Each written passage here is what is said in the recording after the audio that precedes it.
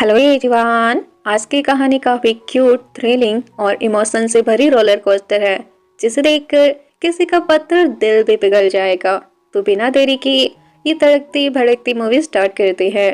Movie के start में हम एक आदमी को देखते हैं जो हमारे मैन लीड फेंसेओ का अंकल है, और वह फिलहाल फेंसेओ के लोगों को डांट रहा होता है। पर असल में वो उनके जरिए फेंसेओ को सुना रहा होता है, क्योंकि हर कोई फेंसेओ से डरता है और कोई उसे सीधे में बात भी नहीं कर पाता। फेंसेओ जब उन्हें कुछ कहता है तो अंकल जी कहते हैं, मैं तो बस तुम्हारा ख्याल रख रहा था, तुम्हारे डैड ने मरने से पहले मुझे तुम्हारी जिम्मेदारी सौंपी थी।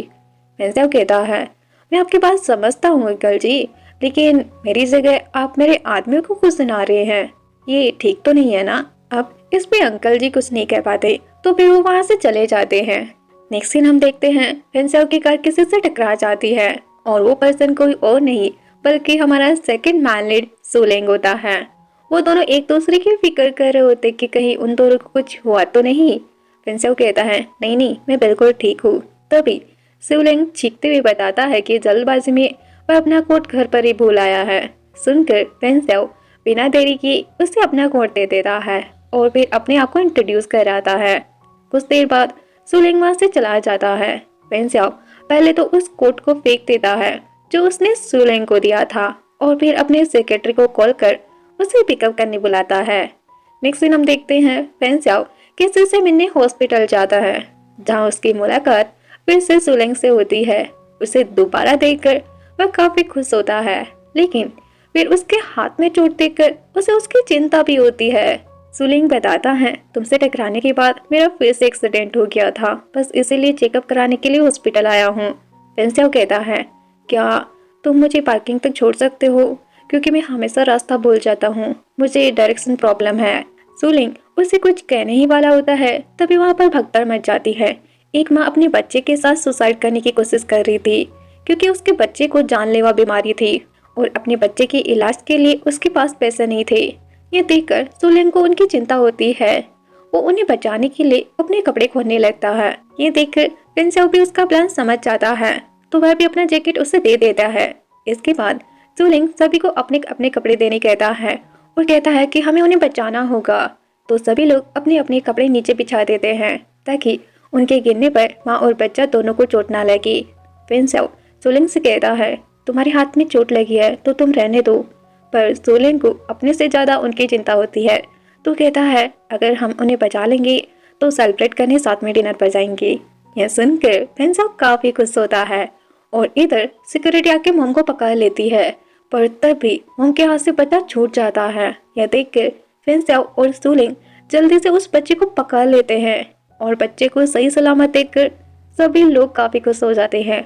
लेकिन सिर्फ फेंसेओ को नजर आता है कि सुलेंग दर्द के मारे रो रहा है। इसके बाद दोनों साथ में डिनर पे जाते हैं। फेंसेओ सुलिंग को अपना सिगरेट देता है और फिर पूछता है, तुम्हें इसका टेस्ट कैसा लगा। सुलिंग कहता है, ये मेरे टेस्ट का नहीं है। तभी उसे किसी का कॉल आता है, तो बात करने के लिए बाहर जाने लगता है, पर फेंसेओ उसे रोक लेता है और कहता है, तुम यहीं बात करो, मैं वॉशरूम जाकर आता हूँ। ये बोलकर वो तो चला जाता है, लेकिन वॉशरूम से वापस आते वक्त वह सुलेंग को उसके लवर से बात करते हुए सुन लेता है। तो फिर वह उसे कहता है, लगता है तुम अपनी गर्लफ्रेंड से काफी प्यार करते हो, मुझे तुमसे जलन हो रही है, क्योंकि मेरे पास ऐसा कोई नहीं है ना। सुलेंग कहता है, तुम्हें अभी तक तुम्हारा सोलमेट इसीलिए नहीं मिला क्योंकि तुम काफी ज्यादा पिकी हो। फेंसेओ कहता है, वैसे तुम्हारा टाइप क्या है, तुम्हारी गर्लफ्रेंड तो काफी ज्यादा ब्यूटीफुल होगी ना, अगर उसकी कोई बहन हो तो क्या उससे तुम मुझे मिला दोगे। सुलिंग अफसोस करते हुए कहता है, उसकी कोई सिस्टर नहीं है। फिर डिनर के बाद वह तो वहां से चला जाता है। तभी फेंसेओ का सेक्रेटरी वहां आता है, तो फेंसेओ उसे सुलिंग की गर्लफ्रेंड के बारे में पता लगाने कहता है, क्योंकि अब उसे भी किसी को डेट करना है। इसके बाद हम लुजान नाम की एक लड़की को देखते हैं, जो एक मॉडल है, और फिलहाल वह इंटरव्यू के लिए एक कंपनी में आया होता है, और वह कंपनी फेंसेओ की होती है। वहीं दूसरी तरफ फेंसेओ लुजान को एक मिरर के जरिए देख रहा होता है, और फिर वह अपने सेक्रेटरी से कहता है, क्या तुम श्योर हो यही सुलिंग का लवर है, क्योंकि उसने कभी नहीं सोचा था कि सुलिंग जैसा हैंडसम और स्मार्ट बंदे का लवर कोई लड़का होगा। इसके बाद वह लुजान के पास जाता है और बताता है कि वो उसकी पेंटिंग करना चाहता है। इसके बाद वह उसकी तारीफ वगैरह करता है और बातों ही बातों में उसकी लव लाइफ के बारे में भी पूछने लगता है कि उसका लवर कैसा है, उसे किस नाम से बुलाता है वगैरह वगैरह। पहले तो लुजान कुछ भी बताने से मना कर देता है, लेकिन जब फेंसियाओ कहता है कि मॉडल के बारे में जानने से उसे पेंटिंग करने में आसानी होगी, तो फिर वह उससे बता देता है कि उसका लवर उसे जन जन कहता है। अगले दिन फेंसियाओ जब मीटिंग अटेंड करने जाता है तो वहाँ का सीटिंग अरेंजमेंट देखकर उसे बिल्कुल भी अच्छा नहीं लगता, क्योंकि सीटिंग अरेंजमेंट कास्ट के अकॉर्डिंग किया गया था, जो उसे बिल्कुल भी पसंद नहीं आता। तो वह अपने सेक्रेटरी से नेक्स्ट टाइम सीटिंग अरेंजमेंट उनकी एबिलिटी के हिसाब से करने कहता है। इसके बाद वह जब अपने ऑफिस जाता है और रूम में काफी ज्यादा लाइट देखकर वो परेशान हो जाता है। ये देखकर उसका सेक्रेटरी जल्दी से पर्दे लगा देता है और फिर वह उसे कुछ फाइल्स देता है, जिसे देखकर फेंसियाओ को पता चलता है कि सूलिंग उसी कंपनी में काम करता है जिस कंपनी में वह अभी इन्वेस्ट करने वाला है। नेक्स्ट सीन, फेंसियाओ सूलिंग को कॉल कर बताता है कि वह खो गया है। तो सूलिंग बताई हुई जगह पर जाता है और पूछता है कि तुम यहाँ पर कैसे आ गए, क्योंकि वह जगह तो बिल्कुल शहर से बाहर थी। फेंसियाओ कहता है मैं तो बस जीपीएस को फॉलो कर रहा था और करते करते यहाँ आ गया। और फिर वह उसे बताता है कि उसने अभी एक नन्ही सी चिड़िया को उसके घोंसले से नीचे गिरते हुए देखा। साइंटिस्ट का मानना है कि भाई बहन जब भूख के मारे लड़ते हैं तब सबसे कमजोर को फेंक दिया जाता है। इसके बाद हमें पास्ट का एक सीन दिखाया जाता है कि फेंसियाओ का बड़ा भाई उसे बिल्कुल पसंद नहीं करता था, क्योंकि वो उसके डैड का नाजायज औलाद था। उसके डैड के मरने के बाद उसका बड़ा भाई फेंसियाओ को घर और प्रॉपर्टी से बेदखल कर देता है। कमिंग बैक टू प्रेजेंट, सूलिंग कहता है काफी देर हो रही है तो अब मैं चलता हूँ। ये बोलकर वह जाने लगता है। फेंसियाओ कहता है क्या तुम उस चिड़िया को नहीं बचाओगी? सूलिंग कहता है अगर मैं उसे बचा भी लूँ तब भी उसे दोबारा नीचे फेंक दिया जाएगा। फेंसियाओ कहता है अगर तुम ये जानते ही थे तो फिर तुमने उस बच्चे की जान क्यों बचाई? क्या तुम्हारे बचाने से उसकी जानलेवा बीमारी खत्म हो जाएगी? सूलिंग कहता है मैं बस उसे एक मौका देना चाहता था। फेंसियाओ कहता है मेरी कंपनी ने उस बच्चे का हॉस्पिटल बिल भर दिया है तो अब वो बच्चा बिल्कुल ठीक हो जाएगा। तो तुमने उस बच्चे को एक मौका देने का फैसला बिल्कुल सही लिया था। यह सुनकर सूलिंग को समझ नहीं आता कि वो क्या कहे, तो फिर वह मीटिंग का बहाना करके जाने लगता है। फेंसियाओ कहता है अब जब हम साथ काम करने वाले हैं तो क्यों ना कहीं डिनर करते हुए बात करें। अब काम का नाम सुनकर सूलिंग उसे मना भी नहीं कर पाता। नेक्स्ट सीन में दोनों कंपनीज की मीटिंग चल रही होती है। वो हाई कंपनी के डायरेक्टर फेंसियाओ से पूछते हैं कि अगर उन्हें कुछ जानना हो तो वो पूछ सकते हैं। फेंसियाओ कहता है अगर मुझे कुछ पूछना होगा तो मैं सूलिंग से पूछ लूंगा। अब यह सुनकर सभी लोग शॉक हो जाते हैं कि फेंसियाओ सूलिंग को कैसे जानता है। लगता है कि वो दोनों काफी करीब है। यह सुनकर सूलिंग कुछ नहीं कहता और बस स्माइल करता है। मीटिंग के बाद सभी डिनर पार्टी पर जाते हैं, पर सिटिंग अरेंजमेंट कुछ ऐसा था जिसमें सूलिंग को फेंसियाओ के साथ बैठना था। यह देखकर सूलिंग एक एम्प्लॉय से पूछता है कि उसे फेंसियाओ के बगल में क्यों बिठाया गया है। एम्प्लॉय बताता है कि उसे लगा वो करीबी है इसीलिए सिटिंग अरेंजमेंट ऐसे की गई है। अब वो कुछ कर भी नहीं सकता था तो फिर उसे फेंसियाओ के पास ही जाकर बैठना पड़ता है। उन दोनों को इतना करीब देखकर डायरेक्टर कहता है कि इस प्रोजेक्ट को सूलिंग को ही हैंडल करना चाहिए, पर सूलिंग मना कर देता है कि वो नहीं कर पाएगा। फेंसियाओ उसे हौसला देते हुए कहता है तुम्हें ये करना चाहिए, तो फिर सूलिंग मान जाता है। इसके बाद वो लोग ड्रिंक करते हैं और सूलिंग काफी ज्यादा ड्रंक हो जाता है। इसके बाद नेक्स्ट सीन हम देखते हैं कि सूलिंग लुचान के साथ होता है और उनकी बातों से पता चलता है कि वो दोनों बॉयफ्रेंड्स हैं। इंटीमेसी के बाद वो स्मोक करने के लिए बाहर चला जाता है और जब पैकेट निकालता है तो वही पैकेट होता है जो फेंसियाओ ने उसे दिया था। ये कहकर कि एक दिन तुम्हें ये जरूर पसंद आएगा। तभी लुचान उसे बुलाकर गिफ्ट देता है। गिफ्ट देखकर सूलिंग कहता है ये तो काफी ज्यादा एक्सपेंसिव है।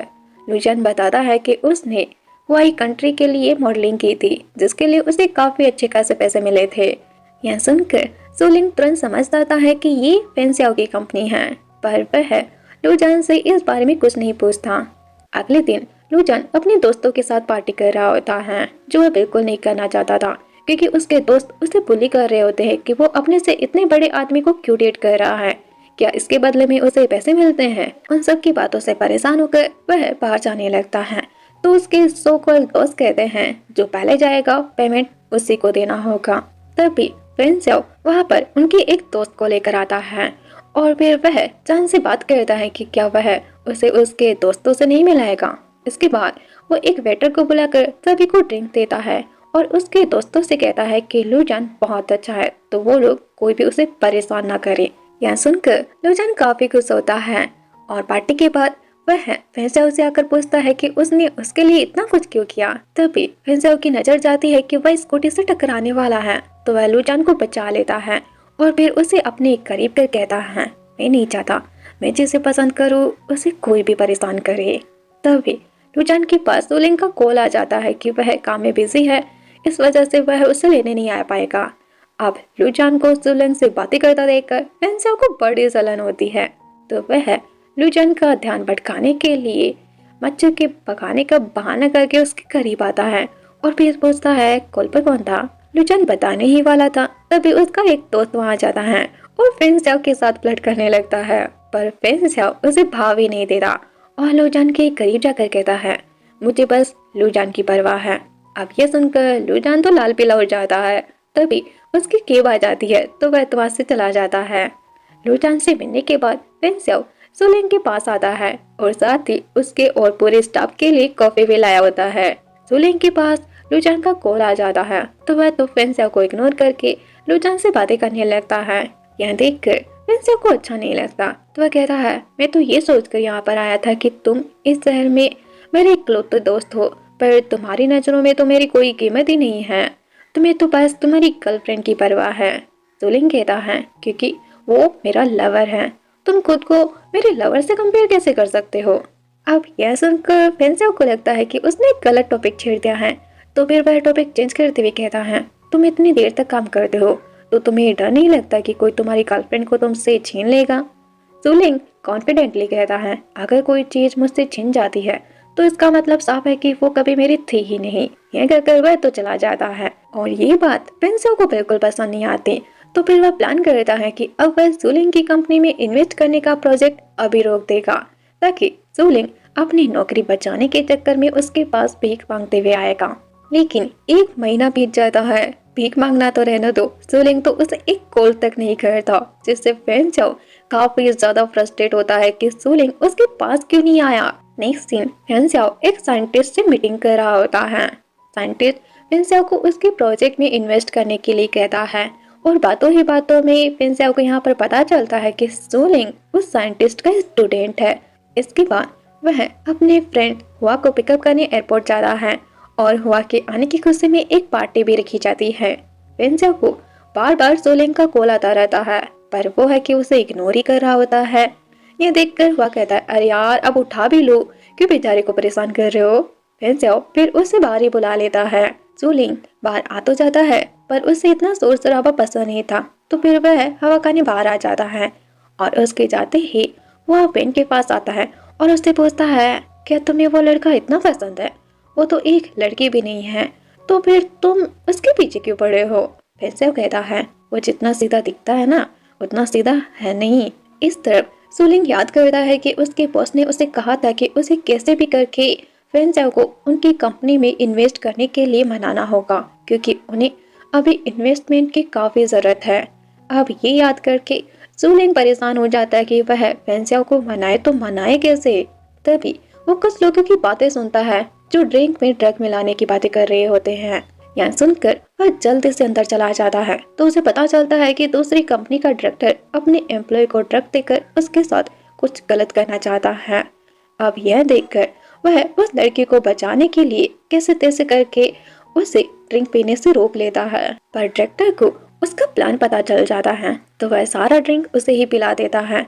उस लड़की को बचाने के चक्कर में मजबूरन उसे सारा ड्रिंक पीना भी पड़ता है। सुलिंग की इस बर्ताव को देखकर फेंसियाओ को थोड़ा अजीब लगता है, तो फिर वह उसे घर छोड़ने जाता है, पर रास्ते में ही ट्रक का असर होने लगता है। फेंसियाओ उसकी हेल्प करने की कोशिश करता है, पर वह कि उसे खुद को छूने तक भी नहीं देता और ऊपर से उसे कार से बाहर जाने कहता है, क्योंकि वो नहीं चाहता कि फेंसियाओ उसे ऐसी हालत में देखे। फेंसियाओ बाहर आ तो जाता है, लेकिन उसके एक्सप्रेशन से साफ पता चल रहा था कि वो इस वक्त सुलिंग के करीब रहना चाहता है। इसके बाद वह सुलिंग को घर छोड़ता है और जानबूझकर थाई में कहता है, उससे ज्यादा सेक्सी पर्सन उसने आज तक नहीं देखा। अब सुलिंग को थाई आती तो नहीं थी, इसीलिए वो फेंसियाओ से ही इसका मतलब पूछ लेता है। फेंसियाओ इस पर झूठ बोल देता है कि इसका मतलब गुड नाइट होता है। एंड यार क्या सच में झूठ बोला है। और फिर वह सुलिंग से उसके आने का रीजन पूछता है। सुलिंग बताता है कि वो इन्वेस्टमेंट की बात करना चाहता है। तो फेंसियाओ कहता है वो इन्वेस्ट करेगा पर उसे थोड़ा टाइम चाहिए सोचने के लिए। सुलिंग फेंसियाओ के करीब आता है, जिसे देखकर तो वह डर जाता है, पर सुलिंग तो सिर्फ उसका सिगरेट लेकर ही वहाँ से चला जाता है। यह देखकर फेंसियाओ खुद को कोसता है, उसे क्या हो गया है, उसे ऐसा क्यों लगा कि सुलिंग उसे किस करेगा। पर अभी भी उसके दिमाग में सुलिंग के कार वाला इंसिडेंट चल रहा था, तो वह उसने जो वीडियो रिकॉर्ड किया था उसे देखने लगता है। पर सुलिंग को ऐसे टाइम में भी लुजान का नाम लेते देखकर वह आग बबूला हो जाता है। अगले दिन फेंसियाओ लुजान के साथ बार में होता है और उसे प्रिंसेस ट्रीटमेंट देता है, जिससे लुजान फेंसियाओ के करीब आने लगता है। यह देखकर हुआ पूछता है, अरे भाई अब ये कौन है। फेंसियाओ कहता है ये बस मेरे गेम का एक मोहरा है। और फिर वह सुलिंग को कॉल कर वहाँ बुलाता है, पर वह आने से साफ इनकार कर देता है। तो फेंसियाओ को रियलाइज होता है कि सुलिंग उससे दूरी बढ़ा रहा है, तो वह उसे अपने करीब रखने के लिए उसकी कंपनी में इन्वेस्ट कर देता है। इसके बाद सुलिंग उसे उसका ऑफिस दिखाने ले जाता है। तभी वो देखता है कि फेंसियाओ उसकी बातों में ध्यान देने की बजाय अपना स्किन केयर करने में लगा हुआ है। यह देखकर वह कहता है तुम्हारे फेस पर अभी भी क्रीम लगा हुआ है। और फेंसियाओ को पता नहीं चलता, तो वह उसके करीब आकर उसकी हेल्प करता है। अब उसे इतना करीब देखकर फेंसियाओ खुद को उसे देखने से नहीं रोक पाता, पर उसकी आंखों में जो खुराबाती चल रही थी सुलिंग उसे समझ लेता है और भी कहता है तुम जो सोच रहे हो उसे भूल जाओ। फेंसियाओ कहता है मैं तो बस सोच रहा था कि कल का दिन तुम मेरे साथ बिताओ और मुझे ये सिटी दिखाओ। पर सुलिंग साफ इनकार कर देता है और कहता है वो कल मुझे अपने लवर के साथ जाना है। यह सुनकर फेंसियाओ कह तो देता है कि कोई बात नहीं, पर असल में उसे काफी जलन होती है। तो फिर वह तुरंत लुजान को मैसेज करके पूछता है कि अगर वो फ्री हो तो क्या वो मिल सकते हैं। लुजान मान जाता है, तो फेंसियाओ उसे कल 9 बजे पार्क में मिलने बुलाता है। फिर कुछ ही देर में सुलिंग को लुजान कॉल करके बताता है कि वो कल काम में बिजी है, इसीलिए वो बाहर नहीं जा पाएगा। अब उसका बाहर जाने का प्रोग्राम तो कैंसिल हो गया था, तो फिर वह फेंसियाओ के साथ जाने के लिए ही मान जाता है। फेंसियाओ उसे भी 9:30 को उसे पार्क में मिलने कहता है, जिसमें उसने लुजान को बुलाया होता है। और यहाँ साफ पता चलता है कि फेंसियाओ उन दोनों के साथ माइंड गेम खेल रहा है। अगले दिन प्लान के मुताबिक फेंसियाओ लुजान से मिलता है। लुजान अपने साथ ब्रेकफास्ट भी लाया होता है, जो उसने खुद बनाया था। तभी फेंसियाओ की नजर सुलिंग पर जाती है, जो उसी की तरफ आ रहा होता है। अब वो पकड़ा ना जाए, इसीलिए काम का बहाना करके लुजान को तो वहाँ से भगा देता है। और उसके जाते ही सुलिंग वहाँ जाता है और फेंसियाओ के हाथ में लंच बॉक्स देखकर उसके बारे में पूछता है। फेंसियाओ झूठ बोल देता है कि वो उसके लिए बनाकर लेकर आया है। और फिर वो घूमते घूमते बातें करते हैं और सुलिंग फेंसियाओ को अपने बचपन के बारे में बताता है कि उसका बचपन काफी मुश्किल भरा था। पर फेंसियाओ का सारा ध्यान तो ब्रेकफास्ट में होता है। वो उसे अपने हाथों से खिलाने की कोशिश करता है, लेकिन सुलिंग उसे रोक देता है। फेंसियाओ कहता है तुमने एक बार मेरी हेल्प की थी, तो आप मुझे भी करने दो। तो फिर वो उसके हाथ से खा लेता है, पर उसे ऐसा दोबारा करने से मना भी कर देता है। लेकिन फेंसियाओ ध्यान ही नहीं देता और फिर पूछता है क्या इसका टेस्ट जाना पहचाना नहीं लगा। सुलिंग मना कर देता है। यह सुनकर फेंसियाओ पूछता है क्या तुम्हारी गर्लफ्रेंड तुम्हारे लिए खाना नहीं बनाती। सुलिंग कहता है नहीं, मेरी गर्लफ्रेंड तो मुश्किल से किचन में जाती है, मैं ही अपने लवर के लिए खाना बनाता हूँ। अब यह सुनकर फेंसियाओ गुस्से में लुजान का लाया हुआ खाना फेंक देता है और फिर वह उसे बाहर लेके आता है। सुलिंग पूछता है तुम मुझे यहाँ पर क्यों लाए हो। फेंसियाओ कहता है थोड़ी देर रुको, अभी पता चल जाएगा। तभी उनकी नजर मिस्टर सुए पर जाती है, जो कि नशे की हालत में एक लड़की के साथ बदतमीजी कर रहा होता है। और वह वही होता है जिसने उस दिन सुलिंग को ड्रग दिया था। उसे देखकर फेंसियाओ कहता है मैं उस दिन का बदला लूंगा। यह कहकर वह उसे मारने जाने लगता है, पर उससे ज्यादा तो सुलिंग गुस्से में होता है। तो उससे पहले वह जाकर मिस्टर सुए की अच्छी खासी खातिरदारी करता है। और सुलिंग का ये रूप देखकर तो फेंसियाओ काफी इम्प्रेस होता है और भी कहता है मैंने तो तुम्हें साधु समझा था, पर जब तुम्हें कोई चोट पहुंच जाता है तब तुम्हारे अंदर का हैवान बाहर आ जाता है। इसके बाद वह रात को फिर से सुलिंग का वही कार वाला वीडियो देख रहा होता है और उसे देखकर वह एक्साइटेड हो जाता है, पर वीडियो से अब काम नहीं बनता उसे किसी भी हालत में अब सुलिंग चाहिए होता है। तभी लूचान उसे कॉल करके कहता है कि वो उससे मिलना चाहता है। फेंगसेओ मान जाता है क्योंकि अब वो लूचान का टेस्ट लेगा कि उसके साथ उसे कुछ फील होता है या फिर नहीं। तो फिर वह उसके पास जाता है और उसे नशे में देखकर उसे संभालता है। पर फेंगसेओ को अपने इतने करीब देखकर लूचान नर्वस हो जाता है। तो फिर वह वॉशरूम चला जाता है और उसे सुलेंग की याद आती है कि जब उसने सुलेंग को शादी की बात कही थी तब वह तुरंत मान गया था। तो वह अब सुलेंग को धोखा नहीं देना चाहता था। मगर वापस आने के बाद फेंगसेओ उसे ड्रग वाली अल्कोहल पिला देता है, जिससे लुचांग की हालत काफी ज्यादा बिगड़ जाती है। उसकी ऐसी हालत देखकर फेंगसेओ को सुलेंग की याद आती है और तभी लुचांग उसके करीब आने की कोशिश करता है। तब वह उसे खुद से दूर कर देता है। उसे खुद ही समझ नहीं आता कि उसने जो सुलेंग के लिए फील किया था वह सब लुचांग के लिए क्यों फील नहीं कर पा रहा है। वो लुचांग के करीब भी जाता है लेकिन बार बार उसे सुलेंग की याद आ रही थी। वो चाह कर भी लुचांग के लिए कुछ भी फील नहीं कर पाता। तो वह उसे घर छोड़कर वहाँ से बिना कुछ कहे चला जाता है।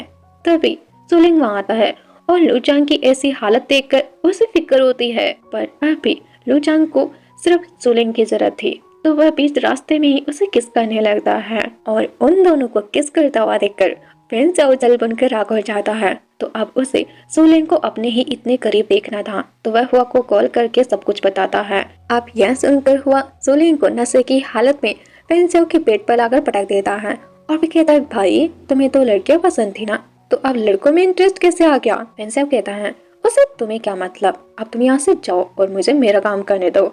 वह कहता है, हाँ हाँ भाई जा रहा हूँ और इसे मेरी तरफ से तुम्हारे बर्थडे का गिफ्ट समझकर एंजॉय करो। कहकर वो तो चला जाता है और उसके जाते ही फेंगसेओ तुरंत सुलेंग के पास आता है और फिर उसे किस करता है और भी कहता है, आज तो मैं तुम्हें ऐसे ही छोड़ रहा हूँ, लेकिन एक दिन तुम खुद मेरे पास आओगे और प्यार की भीख मांगोगे और फिर मेरे बन जाओगे। अगले दिन सुलेंग को जब होश आता है तो वह देखता है कि उसके पूरी बॉडी पर लव बाइट्स के निशान हैं। पर उसे कल रात का कुछ भी याद नहीं आता, मतलब फेंगसेओ ने उसे फिर भी छोड़ा तो नहीं था। तभी उसके पास फेंगसेओ का कॉल आता है जो कि मीटिंग के लिए बोलता है। सुलेंग उसे कुछ कपड़े लेके पार्किंग लॉट में बुलाता है। पर जब फेंगसेओ आता है तो वो उसकी बॉडी पे निशान देखकर नाटक करते हुए कहता है, क्या ये सब उसकी गर्लफ्रेंड ने किया है। सुलेंग उसे सब बताता है कि उसके साथ मॉलेस्ट हुआ है।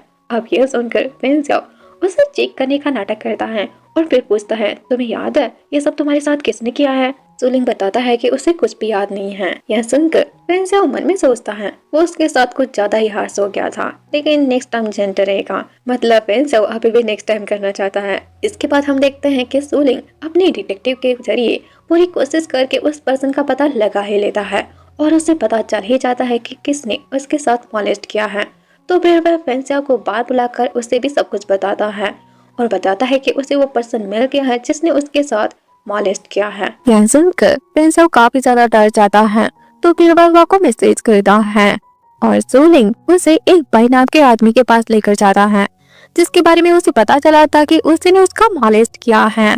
पर भाई इन सब के लिए इनकार कर देता है और तभी उसके पास एक कॉल आता है। अब जाहिर सी बात है कि ये कॉल उसे हुआ नहीं किया था और बात करने के बाद बाइक का बिहेवियर अचानक बदल जाता है और वह अपनी सारी गलती मान लेता है और भी कहता है कि उसने सुलेंग के साथ वो सब किया था और वो भी बस मजे के लिए। वो चाहे तो उसे पैसे दे सकता है, पर सुलेंग पैसा लेने से साफ इनकार कर देता है और कहता है, मुझे बस तुम्हें माना है। कहते हुए वह बाइक की अच्छी खासी धुलाई करने लगता है।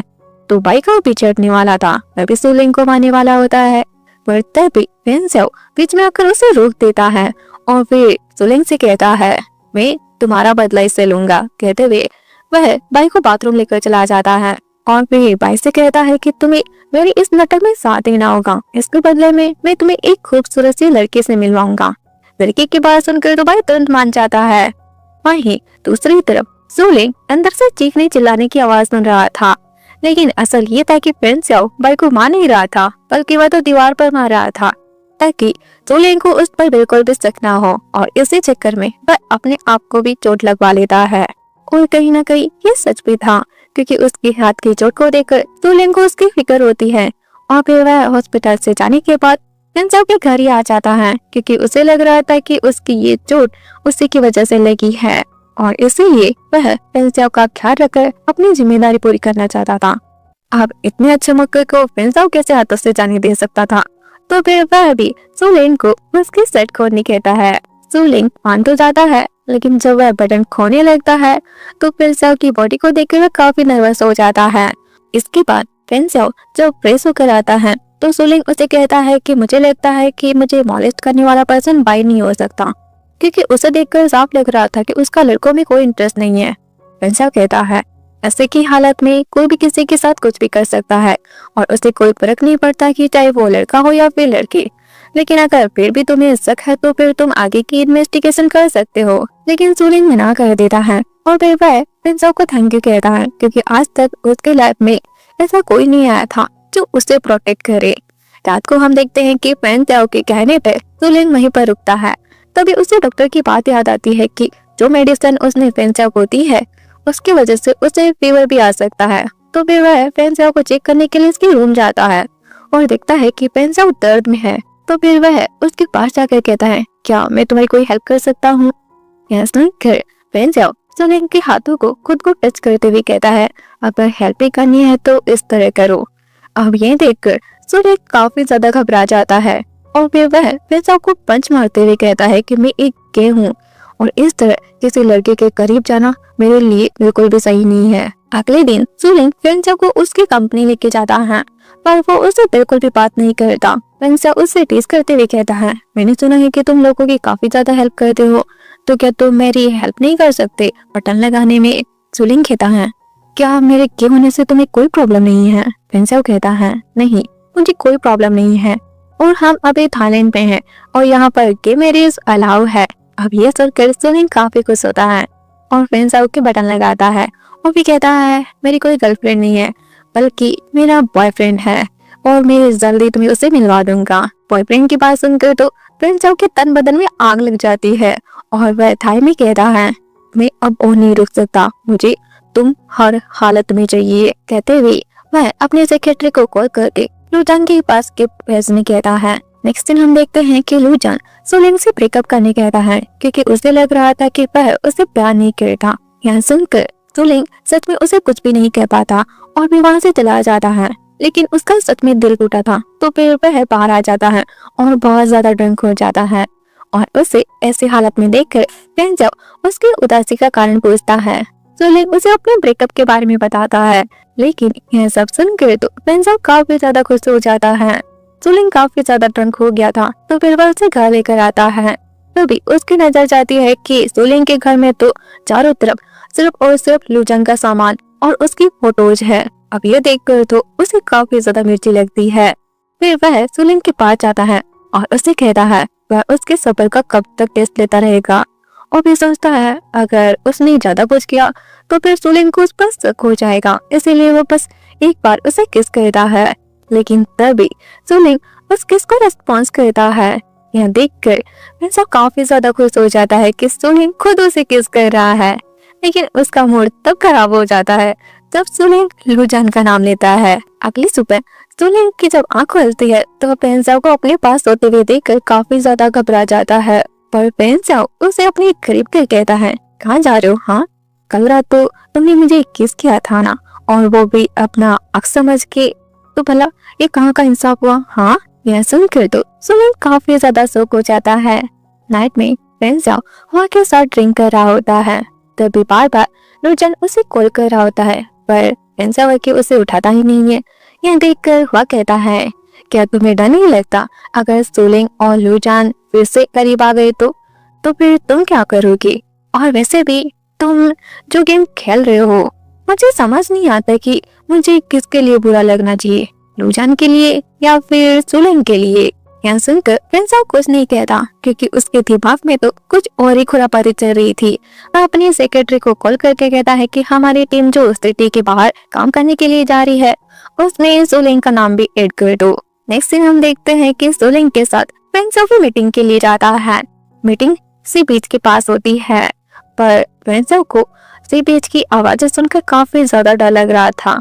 जब उसके टीम मेंबर बीच पर वॉक करने के लिए कहते हैं तब वह तो मना करके अपने रूम चला जाता है। तो फिर सुलिंग को ही उनके साथ जाना पड़ता है, पर उसे फेंसाओ की फिक्र हो रही थी। तो फिर वह कुछ ही देर में फेंसियाओ के रूम आता है, पर देखता है कि रूम में तो अंधेरा है। यह देखकर वह लाइट ऑन करने लगता है, लेकिन तभी फेंसियाओ लाइट ऑन करने से मना कर देता है। उसे डरा हुआ देखकर सोलन उससे पूछने लगता है। फेंसियाओ बताता है उसे बीच से डर लगता है, यहाँ के उसके पुराने जख्म ताजा हो गए हैं। वो जब छोटा था तब वो अपनी मॉम के साथ बीच पे आया था। तभी एक बहुत बड़ी सुनामी आई थी, जिसमें उसकी माँ उसे बचाते हुए मारी गई। वो तो इस दुनिया से चली गई, पर जीते जी उसे मार गई। कहते भी वह काफी ज्यादा गुस्साई जाता है और फिर सोलिन पर अपना गुस्सा निकालते हुए कहता है, तुम तो भगवान बने फिरते हो ना, तुमने तो उस बच्चे की जान भी बचाई थी, तो फिर अब तुम्हें मुझे भी बचाना होगा। कहते हुए वह उसे जबरदस्ती किस करने लगता है। सोलिन उसे रोकने की कोशिश करता है, तो यह देखकर फेंसियाओ को अपनी गलती का एहसास होता है और वह अपनी हरकत के लिए उससे माफी मांगता है। सोलिन कहता है, कोई बात नहीं, पिछली बार नशे की हालत में मैंने तुम्हें किस किया था, तो अब हिसाब बराबर हुआ। लेकिन उसे फेंसियाओ की काफी ज्यादा फिक्र भी थी। तो अगले दिन मीटिंग में सोलिन इस बात का खास तौर से ध्यान रखता है कि फेंसियाओ को कोई प्रॉब्लम ना हो, तो वह स्टाफ से कहकर उनकी सीट विंडो से दूर करवा देता है और विंडो को भी बंद करवा देता है, ताकि बीच की आवाज से उसे कोई प्रॉब्लम ना हो। इसके बाद वह फेंसियाओ के पास जाता है और उसे कंफर्ट भी फील कराता है। सोलिन को इतनी कोशिश करता देखकर फेंसियाओ भी काफी ज्यादा शांत हो जाता है और उसे बीच पर जाने कहता है। लेकिन बीच पर जाने के बाद फेंसियाओ पानी की तरफ खिंचा चला जाता है। वह पानी में डूबने ही वाला था, पर वक्त रहते सोलिन आकर से बचा लेता है। फेंसियाओ कहता है, मैंने अपना ये डर मिटाने के लिए हर मुमकिन कोशिश की है, पर कोई फायदा नहीं हुआ। आखिर में मैंने हार मान ली और अपने डर से भागने लगा। सोलिन कहता है, हर किसी का कोई ना कोई डर होता है, पर उसे घबराना नहीं चाहिए। अगर तुम्हें किसी चीज से डर लगता है तो तुम उसे भूल जाओ और उससे दूर रहो। कहते हुए वह अपना हाथ उसकी तरफ बढ़ाते हुए उसे रूम चलने कहता है, और फेंसियाओ इसका कोई और ही मतलब समझ लेता है कि आखिर वह उसके साथ करना क्या चाहता है। यह सुनकर सोलिन काफी ज्यादा गुस्साई जाता है और वहाँ से जाने लगता है। यह देखकर फेंसियाओ से माफी मांगता है। सोलिन कहता है, नाटक बंद करो और जाकर साफा ले लो। फेंसियाओ अपनी चोट का बहाना कर कहता है, पर मुझे तो चोट लगी है ना, तो फिर साफा लेने में तुम ही मेरी हेल्प कर दो। सोलिन मना कर देता है, तो वह उदास होकर चला जाता है। पर बाथरूम आते ही वह अपने हाथ की बैंडेज निकालता है और यहाँ पर हमें पता चलता है कि उसका हाथ तो बिल्कुल ठीक हो चुका है और वह ये सब इसीलिए कर रहा था ताकि वह सोलिन को खुद के करीब रख सके।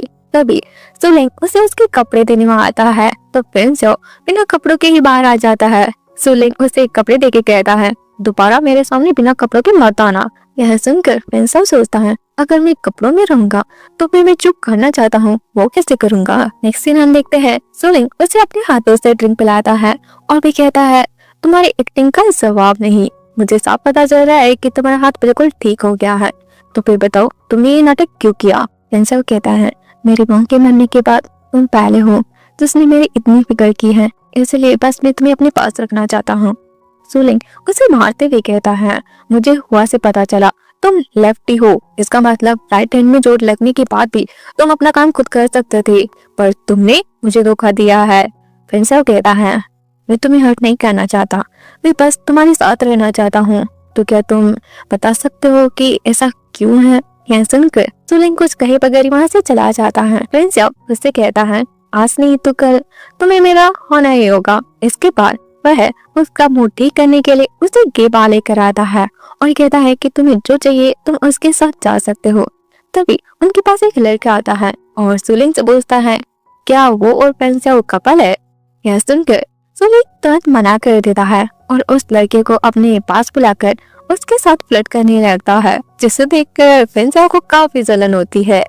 और जब सोलिन उस लड़के के साथ जाने लगता है, यह देखकर तो फेंसियाओ गुस्साई जाता है। तभी उसके पास कॉल आता है कि सब प्लान के हिसाब से हो गया है। यह सुनकर वह बाहर आता है और अपना प्लान कामयाब होते देखकर काफी खुश होता है। एक्चुअली सोलिन के साथ जो लड़का होता है, पुलिस उसे अपने साथ इन्वेस्टिगेशन के लिए लेकर चली जाती है। फेंसियाओ को खुश देखकर सोलिन समझ जाता है कि ये सब उसी का प्लान है। फेंसियाओ उसके करीब आकर कहता है, क्या तुम्हें मेरी फीलिंग्स नजर नहीं आती, तुम मेरे अलावा सभी को अपनाते हो, तो फिर मुझे क्यों नहीं अपनाते। और फिर हिम्मत करके पूछता है, क्या तुम मेरे साथ सो सकते हो। यह सुनकर सोलिन काफी गुस्साई जाता है और कहता है, मैं बस तुम्हें दोस्त मानता हूँ। पर फेंसियाओ फिर भी नहीं रुकता।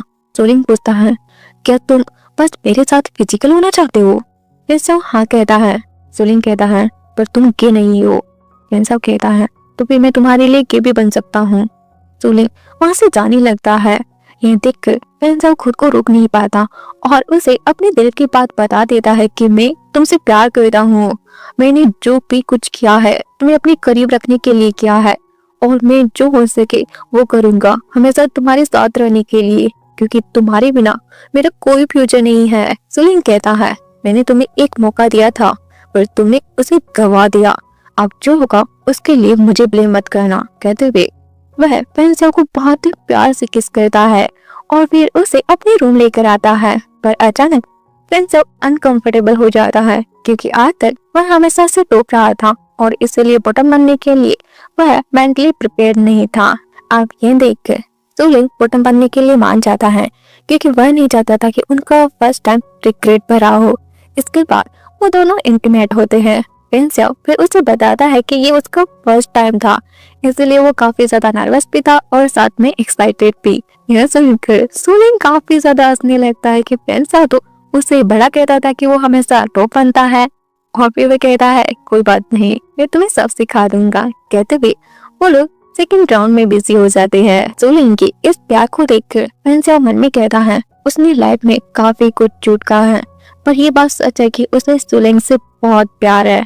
अगले दिन वो लोग घर तो वापस आ जाते हैं पर इसके बाद पेंसाओ सुलिंग को एक पल के लिए भी नहीं छोड़ता। सुलिंग तो इससे काफी ज्यादा परेशान हो जाता है। इस पर पेंसाओ कहता है तुमने जैसा सिखाया मैं तो बस वही कर रहा हूँ। कहते हुए वह तो फिर से शुरू हो जाता है और इंटीमेसी के बाद पेंसाओ सुलिंग को रूम में पर्दा लगाने कहता है।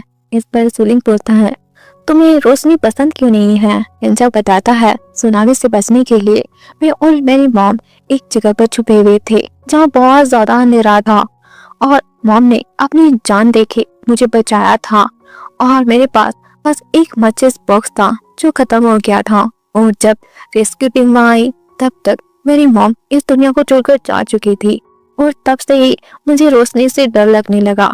यहाँ सुनकर सुलिंग जल्दी से पर्दे लगा देता है और फिर उससे कहता है डरो मत मैं हमेशा तुम्हारे साथ रहूंगा। यहाँ सुनकर वो लोग फिर से रोमांस करने लगते हैं। तभी लूजान की आवाज आती है। पेंसाओ पूछता है क्या तुम्हारी अक्स के पास अभी भी तुम्हारे घर की चाबी है? सुलिंग कहता है हाँ शायद वो देना भूल गया होगा। अब यह सुनकर पेंसाओ उसे धक्का देकर बाहर निकाल देता है और उसकी बॉडी पर इतने सारे लव बर्ड देखकर तो लूजांग समझ जाता है कि सुलिंग किसी के साथ है। सुलिंग भी बता ही देता है कि वो अपने बॉयफ्रेंड के साथ है। यह सुन लूजांग तो काफी उदास हो जाता है और उसके नए बॉयफ्रेंड के बारे में पूछता है।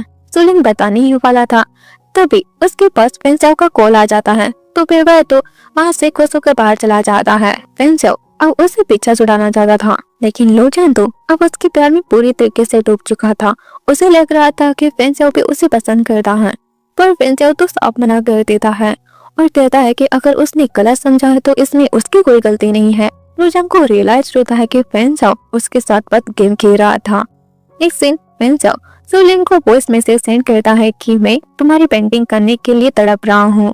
इसके बाद हम देखते हैं कि पेंसाओ सुलिंग की पेंटिंग बना रहा होता है लेकिन सुलिंग को अपने इतने पास देखकर उससे इंतजार नहीं होता और वह उसके करीब आता है पर सुलिंग उसे दूर कर देता है और कहता है पहले जाकर पेंटिंग बनाओ। पेंसाओ कहता है अगर तुम मुझे ऐसे देखते रहोगे तो फिर मैं फोकस कैसे करूंगा? सुलिंग उसकी तारीफ करते हुए कहता है मैंने कभी नहीं सोचा था कि तुम पेंटिंग करना भी जानते हो। पेंसाओ कहता है ये टैलेंट मुझे मेरी मॉम से मिला है। मेरी मॉम पेंटर थी।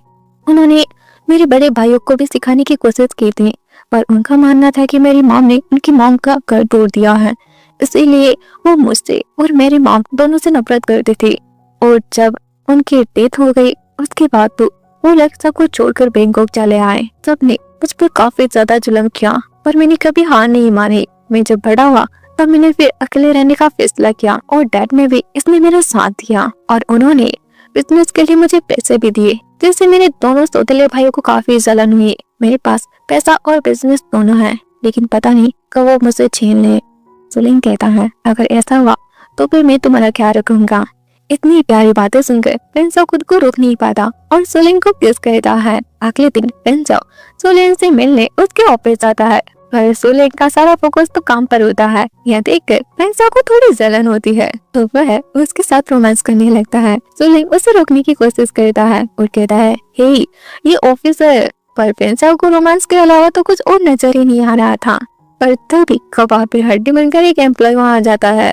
एक सीन पेंसिल सुलिंग को इस वीकेंड उसके साथ बिताने कहता है। यह सुनकर सुलिंग भी काफी ज्यादा खुश हो जाता है, लेकिन तभी उसे कॉल करके काम बता दिया जाता है, जैसे वह काफी ज्यादा उदास होकर कहता है कि इस वीकेंड तो मुझे कुछ काम है। इसके बाद हम देखते हैं सुलिंग जब अपना काम खत्म करके घर आता है तो देखता है कि पेंसिल ने लोग हटा के वहाँ पर फिंगरप्रिंट एसेस डाल दिया है, क्योंकि उसे डर था कि उसका अक्स फिर से वहाँ ना आ जाए। तभी वह देखता है कि पेंसिल का हाथ जल गया है। यह देखकर वह उसके पास जाता है और वह कहता है, तुम्हारी जगह किचन में नहीं है बल्कि बेडरूम में है। यह सुनकर पेंसिल पीछे कैसे हटता तो फिर वह उसके साथ किचन में ही रोमांस करने लगता है।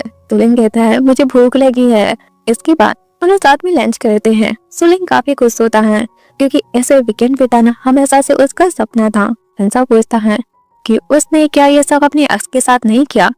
सुलिंग बताता है वो काफी ज्यादा यंग है, उसे घर पर रहना ज्यादा पसंद नहीं है, उसे पार्टीज में जाना पसंद है। और फिर कहता है, आप मेरे अक्स से ज्यादा जानना बंद करो और बताओ तुम्हें क्या चाहिए। सुनकर पेंसिल उसके करीब आकर कहता है, मुझे जो चाहिए क्या तुम मुझे दोगे। सुलिंग कह रहा है, मैंने तो तुम्हें अपना सब कुछ दे दिया है। यह सुनकर वह उसे किस करता है। नेक्स्ट सीन हुआ पेंसिल से पूछता है, तुम्हें जो चाहिए था अब तो वो तुम्हें मिल गया है ना, तो फिर अब तुम क्या करोगी। पेंसिल कहता है, मेरी लाइफ बहुत बोरिंग है, लेकिन सुलिंग के आने से काफी ज्यादा खूबसूरत हो गई है।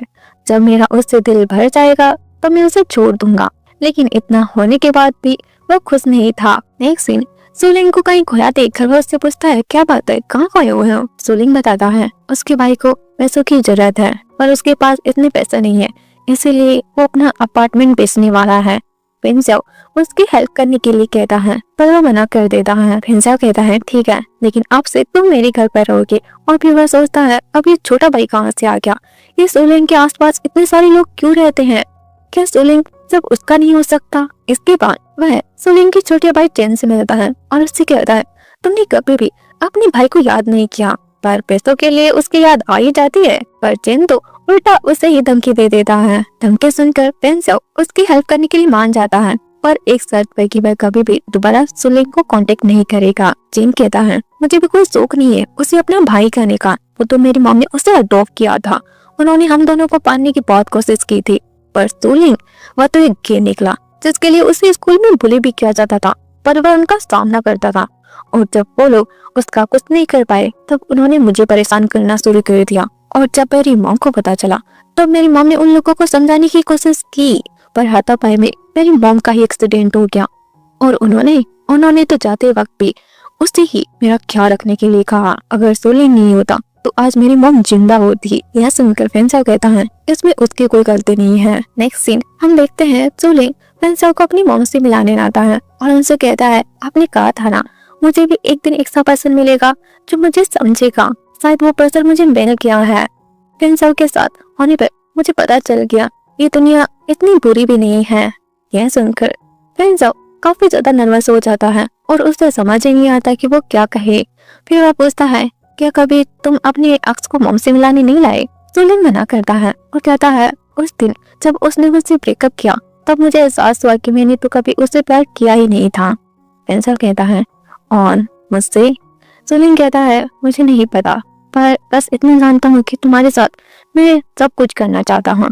इसके बाद वह उसे एक एग्रीमेंट देता है और कहता है, मेरे भाई की जो हेल्प की थी उसके पैसे मैं धीरे धीरे करके तुम्हें वापस कर दूंगा। पेंसिल कहता है, तुम्हें कैसे पता चला, मैंने तेन को पैसे दिए हैं। सुलिंग कहता है, मैं जानता हूँ और मैंने तुम्हें मना किया था ना, फिर भी तुमने वो किया। पेंसिल कहता है, ये मैंने मेरे लिए किया है क्योंकि मैं नहीं चाहता कि तुम अपना रूम चेंज करो। मैंने हमारे फोटोज को हर एंगल से लगाने की कितनी मेहनत की है ताकि हर जगह सिर्फ मैं ही तुम्हें नजर आऊं। सुलिंग कहता है, मैंने हमेशा दूसरे लोगों का ख्याल रखा है पर कभी नहीं लगा था कि कोई मेरा भी इतना ख्याल रखेगा। और वे कहता है, और अगर अब तुम मुझे छोड़े तो मार डालूंगा मैं तुम्हें। सुनकर पेंसिल उसे किस करता है और कहता है, कभी नहीं। वहाँ नहीं, पेंसिल के बर्थडे के लिए पार्टी रखी होती है, पर पेंसिल का पूरा ध्यान तो सिर्फ और सिर्फ सुलिंग पर ही होता है। यह देखकर हुआ कहता है, अगर मुझे तुम्हारी असलियत पता नहीं होती ना तो मुझे भी ये लगता है कि तुम उससे प्यार करते हो। वैसे तुम कब तक उसके पीछे पड़ने वाले हो? अब तुम्हें किसी और को ढूंढ लेना चाहिए। कहते हुए वो उसके पास कुछ लड़कों को बुलाता है ताकि फेंसाओ का ध्यान सुलिंग से हटा सके। पर लड़कों को देखकर तो सुलिंग उनके साथ फ्लर्ट करने लगता है और ये देखकर फेंसाओ को बहुत गुस्सा आता है। तो फिर वह सुलिंग को दूसरे कमरे में ले जाकर उसके साथ रोमांस करने लगता है। तभी वह उसे आवाज देता है और कहता है तुम्हारी फियांसे आई है। यह सुनकर सुलिंग शॉक हो जाता है, पर फेंसाओ उससे पहले ही क्लियर कर देता है कि उसकी कोई फियांसे नहीं है। एक्चुअली उसके दोनों सौतेले भाई, अंकल और उनकी बेटी टिनटिन आए होते हैं उसे बर्थडे विश करने के लिए। और बातों ही बातों में फेंसाओ और टिनटिन की शादी की बात उठती है। लेकिन फेंसाओ टिनटिन को सिर्फ अपनी बहन समझता था, इसलिए वो शादी से साफ मना कर देता है। लेकिन टिनटिन वह तो फेंसाओ को पसंद करती थी, तो फेंसाओ की बातों से उसे बुरा लगता है, तो वह तो रोते हुए वहां से चली जाती है। नेक्स्ट सीन हम देखते हैं कि सुलिंग फेंसाओ के घर पर होता है और उसके लिए खाना बना रहा होता है। तभी फेंसाओ उसे कॉल करके बताता है कि वह उसे मिलने उसके घर आ रहा है। सुलिंग कहता है उसकी जरूरत नहीं है, मैं तुम्हारे घर पर ही हूँ। सुनकर फेंसाओ खुश होकर जल्दी से अपने घर की ओर निकलता है। इस तरफ सुलिंग के पास कुछ ईमेल आते हैं जिसके लिए उसे लैपटॉप की जरूरत होती है। वह फेंसाओ को कॉल भी करता है, पर डायल करने की वजह से वह कॉल नहीं उठाता। तो सुलिंग उसे वॉइस मैसेज सेंड करता है कि वह उसके लैपटॉप का इस्तेमाल कर रहा है। और जब फेंसाओ उसका ये मैसेज सुनता है तो वह काफी ज्यादा डर जाता है और भागते हुए घर आता है। लेकिन सुलिंग को शांत देखकर वो समझ जाता है कि उसने वो कार वाला वीडियो देख लिया है। तो वह सफाई देने लगता है कि मुझे वो अचानक मिल गया था और जब तुम मेरे पास नहीं होते थे तब बस मैं उसे देखा करता था। यह सुनकर सुलिंग को लगने लगा था कि उसकी वजह से ही वह गे बन गया है। फेंसाओ इस बात का अच्छे से फायदा उठाता है और फिर कहता है हाँ ये सब तुम्हारी वजह से ही हुआ है, तुमने एक स्ट्रेट मैन को गे बना दिया है, तो अब तुम्हें ही इसकी रेस्पॉन्सिबिलिटी लेनी होगी। कहते हुए वह उसके करीब आने लगता है। सुलिंग उसे धक्का देते हुए कहता है मैं तुम्हारी इन चिकनी चुपड़ी बातों में नहीं आने वाला, तुमने मेरा वीडियो बनाया है तो अब तुम्हें भी मेरे लिए वीडियो बनाना होगा। कहते हुए वह कैमरा ऑन करके बैठ जाता है और फिर उसे कपड़े उतारने कहता है। फेंसाओ कहता है क्या सच में करना होगा? सुलिंग हाँ कहता है। सुनकर वह कपड़े उतारने लगता है, पर उसकी सेक्सी बॉडी देखकर सुलिंग का कंट्रोल लूज होने लगता है, तो फिर वह उसे रोक देता है। अगले दिन सुलिंग मिस्टर सुए से मिलता है और बातों ही बातों में मिस्टर सुए उसे बता देता है कि तुम उस होस्ट को तो बचा सकते हो पर मुझे नहीं। और यह बात सुलिंग को खटक जाती है कि उसने कब एक होस्ट को बचाया था। एंड गाइस यहाँ पर मैं आपको बता दूं कि मिस्टर सुए उस रात के बारे में बात कर रहे हैं जिस दिन सुलिंग का मॉलेस्ट हुआ था। उसकी बातें सुनकर सुलिंग उस होस्ट को जिसका नाम बाइटिंग है उसे ढूंढने बाहर जाता है और उसे वो मिल भी जाती है। बाइटिंग उसे बताती है कि तुम्हारे साथ जो लोग थे वो काफी ज्यादा खतरनाक है। और यहाँ उसे ये भी पता चलता है कि इन सब में फेंसाओ भी शामिल था। अब यह सब सुनकर तो सुलिंग का दिल टूट जाता है, पर उसे अभी भी यकीन नहीं हो रहा था कि फेंसाओ उसके साथ ऐसा कर सकता है। तो फिर वह सच पता लगाने के लिए सभी लोगों को बाहर बुलाता है और मिस्टर सुए से पूछता है कि उस दिन उसके साथ जो भी हुआ था वो सब क्या उसका ही प्लान था। यह सुनकर मिस्टर सुए को समझ नहीं आता कि वो क्या कहे। वह देखता है कि फेंसाओ एक्सपोज होने वाला है। तभी वह कहता है कि वो सब मेरा प्लान था, मुझे तुम पसंद नहीं हो, मुझे लगता है कि तुम फेंसाओ को बर्बाद कर रहे हो। वह और कुछ कहता उससे पहले ही फेंसाओ सुलिंग को लेकर बाहर आ जाता है। सुलिंग उसे पूछता है सच बताओ इन सब में तुम्हारा हाथ तो नहीं था ना? फेंसाओ मना करता है और कहता है तुम भूल गए, उस रात मैंने ही तो तुम्हारा ख्याल रखा था, पर वह काफी ज्यादा डरा हुआ था। तो सुलिंग कहता है तो तुम इतना डर क्यों रहे हो? क्योंकि जब भी वह डरता है तो उसके ईयर से पता चल जाता है। फेंसाओ कहता है तुम इनके बेसिस पर मुझ पर शक कर रहे हो? सुलिंग मना करता है, पर अब उसकी बातों पर उसे यकीन नहीं होता। तो फिर वह उससे कुछ दिन दूर रहने कहता है। यह सुनकर फेंसाओ अगले दिन उसके घर जाता है, पर सुलिंग घर पर नहीं था और पड़ोसी से पूछने पर पता चलता है कि वह तो सूटकेस लेकर कहीं पर गया है। काफी दिन हो जाते हैं और सुलिंग से नहीं मिलने पर फेंसाओ तो पागल सा हो जाता है और खुद को नशे में डुबो लेता है। उसकी हालत देखकर वह उसे सुलिंग को भुलाने कहता है और किसी और को ढूंढने कहता है। फेंसाओ मना करता है और फिर गुस्से में कहता है वो मुझे नहीं छोड़ सकता, मैं उसे छोड़ूंगा, मैं फिर से उसका दिल जीतूंगा और फिर उसे पूरी तरीके से बर्बाद करके छोड़ूंगा। तभी पड़ोसी का उसे मैसेज आता है कि सुलिंग वापस आ गया है। यह देखकर वह जल्दी से सुलिंग से मिलने जाता है और उसे मनाने की कोशिश करता है, पर सुलिंग ये कहकर जाने लगता है कि उसे सोचने के लिए थोड़ा वक्त चाहिए। लेकिन फेंगजाओ नहीं मानता और जबरदस्ती उसके घर में घुस जाता है और उसके साथ रोमांस करने लगता है। सुलिंग कहता है, क्या मैं तुम पर ट्रस्ट कर सकता हूँ? अगर तुम मुझसे कुछ छुपा रहे हो तो याद रखना, मुझे कभी भी सच पता नहीं चलना चाहिए, वरना मैं कभी भी दोबारा तुम्हें माफ नहीं कर पाऊंगा। अगर तुम्हें यह सच मंजूर है तो फिर तुम मेरे पास वापस आ सकते हो। सुलिंग को पाने के लिए फेंगजाओ तो कोई भी शर्त मानने के लिए तैयार हो जाता है और फिर मन में कहता है, मैंने तुमसे बहुत सारे झूठ बोले हैं, पर यह भी बिल्कुल सच है कि मैं सच में तुमसे प्यार करता हूँ। अगले दिन सुलिंग मीटिंग में होता है, तभी फेंगजाओ वहां जाता है और उसे काम के बहाने ऑफिस ले जाकर उसके साथ रोमांस करने लगता है और भी कहता है, तुम मुझसे काफी दिन से दूर थे ना, तो अब तुम्हें उन सब दिनों की भरपाई करनी होगी। सुलिंग कहता है, तुम्हें जो करना है वो तुम घर पर कर सकते हो, पर ऑफिस में नहीं। फेंगजाओ कहता है, ठीक है, और मेरे पास तुम्हारे लिए एक सरप्राइज है। इसके बाद अगले दिन वह उसे मेमोरियल जगह लेकर जाता है जहाँ पर उसकी मॉम को रखा हुआ था और भी कहता है, तुम बिजी होने की वजह से अपनी मॉम से कभी भी मिल नहीं पाते ना, तो अब तुम जब चाहे मिल सकते हो। यह देखकर सुलिंग काफी ज्यादा इमोशनल हो जाता है। नेक्स्ट दिन हम देखते हैं मिस्टर सा लुजान को एक औरत के साथ इंटीमेट होने कहते हैं, पर वह कहता तो वह मना कर देता है। यह सुनकर वह काफी ज्यादा गुस्साई जाता है और उसके साथ फिजिकल होने की कोशिश करता है। लुजान डर जाता है तो फिर वह उस लड़की के साथ सोने के लिए मान जाता है, पर उसे फेंगजाओ पर काफी ज्यादा गुस्सा आ रहा था क्योंकि उसी की वजह से आज उसकी लाइफ इतनी ज्यादा मिसरेबल हो गई है। उसे सुलिंग की भी याद आ रही थी, तो फिर वह उससे मिलने उसके घर आता है। वहीं फेंगजाओ और सुलिंग रोमांस कर रहे होते हैं। बेल की आवाज सुनकर फेंगजाओ दरवाजा खोलता है। लुजान उसे सुलिंग के घर में देखकर काफी ज्यादा शौक होता है। उसे लग रहा था वह उसका बदला सुलिंग से लेना चाहता है, पर जब उसकी नजर उसकी बॉडी के निशानों पर जाती है तब वह समझ जाता है कि सुलिंग का नया बॉयफ्रेंड वही है। तो वह सुलिंग को फेंगजाओ के बारे में सच बता देता है कि उसकी वजह से ही उसने उससे ब्रेकअप किया था, पर फेंगजाओ उसकी हर एक बात से इनकार कर देता है और कहता है कि वो तो बस उसे अपना मॉडल मानता था। सुलिंग काफी ज्यादा उदास हो जाता है और कपड़े चेंज करने का बहाना करके रूम में आकर काफी ज्यादा रोने लगता है क्योंकि उसे कभी नहीं लगा था कि फेंगजाओ सच में उसके साथ ऐसा कर सकता है। उसे लग रहा था उसने फेंगजाओ पर यकीन करके बहुत बड़ी गलती कर दी है। तभी फेंगजाओ के फोन पर वह का मैसेज आता है। नेक्स्ट दिन हम देखते हैं सुलिंग उन दोनों से सवाल करता है। फेंगजाओ को लग रहा था कि वह एक्सपोज होने वाला है, तो फिर वह नाटक करते हुए कहता है, मैं तुमसे प्यार करता हूँ पर तुम हमेशा मुझ पर शक करते हो। अब बस बहुत हो गया, मैं और नहीं झेल सकता, अब हमें अलग हो जाना चाहिए। कहते हुए वह वहां से जाने लगता है, पर एक तरफ तो वह काफी ज्यादा खुश हो रहा था कि उसने सुलिंग को पूरी तरीके से बर्बाद कर दिया है, पर वहीं दूसरी तरफ वह सुलिंग से अलग भी नहीं होना चाहता था। तभी सुलिंग कहता है, नाटक बंद करो, मुझे तुम्हारे प्लान के बारे में सब पता चल गया है। मैंने तुम्हारे और हुआ के मैसेज देख लिए हैं कि तुम कैसे मुझे बर्बाद करना चाहते थे।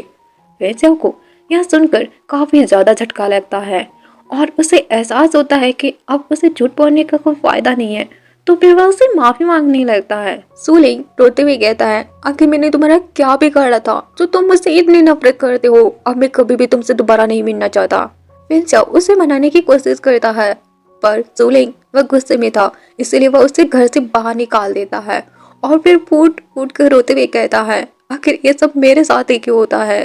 नेक्स्ट दिन देखते हैं सुलिंग लुजान को उस लेडी जिसके साथ उसे सोना था उसके पास लेकर जाता है और उसे माफी मांगने कहता है। वह लेडी जिसका नाम सी है वह कहती है, अगर ये मेरे साथ नहीं सोना चाहता तो फिर मैं इसे फोर्स नहीं करना चाहती। इस पर सुलिंग कहता है, नहीं ऐसा नहीं है, और फिर वह लुजान को ढंग से माफी मांगने कहता है। सी को लग रहा था सुलिंग उसका एजेंट है, पर जब उसे पता चलता है कि वह तो लुजान का अक्स है, यह सुनकर तो वह काफी ज्यादा शॉक हो जाती है और साथ में सुलिंग से काफी इम्प्रेस भी। तो वह कहती है, अगर तुम गे नहीं होती ना तो फिर मैं तुम्हें ही अपने पास रख लेती। इसके बाद सुलिंग फेंगजाओ के भाई के बुलाने पर उससे मिलने रेस्टोरेंट आता है और जब भाई को पता चलता है कि उनका ब्रेकअप हो गया है तो वह सुलिंग को पैसे और एक यूएसबी देता है और फेंसियाओ के लैपटॉप में से सारी जानकारी लेने कहता है। सुलिंग मना करके जाने लगता है। तभी वह उसे फेंसियाओ की रिकॉर्डिंग सुनाता है जिसमें फेंसियाओ कह रहा था कि वो सुलिंग को अपने प्यार में डुबाकर उसके बाद उसे छोड़ देगा। यह सुनकर सुलिंग को गुस्सा तो बहुत आता है, पर फिर भी वो भाई के जाल में नहीं फंसता और उसकी हेल्प करने से मना कर देता है। और उसके बाद वह काफी ज्यादा रोता है क्योंकि उसे कभी नहीं लगा था कि फेंसियाओ उसके साथ ऐसा भी कर सकता है। एंड यार सच में फेंसियाओ ने तो इसे कितना तोड़ दिया है। पर कुछ तो फेंसियाओ भी नहीं था। सुलिंग से दूर जाने के गम में वह काफी ज्यादा पीने लगा था और घर जाते वक्त जब सुलिंग को वह देखता है तो इतने दिन बाद देखकर वह काफी ज्यादा खुश हो जाता है। पर सुलिंग तो उस पर काफी ज्यादा गुस्साया हुआ था, तो फिर वह अपना सारा गुस्सा उस पर निकालता है और फेंसियाओ ने जो ग्लव्स उसे दिए थे वो उन्हें ही पहनकर उसकी अच्छी खासी धुलाई करता है। पर फेंसियाओ वह उसे हाथ तक नहीं लगा था। यह देखकर सुलिंग सरप्राइज होता है और उसे मारने कहता है, पर फेंसियाओ बिल्कुल मना कर देता है।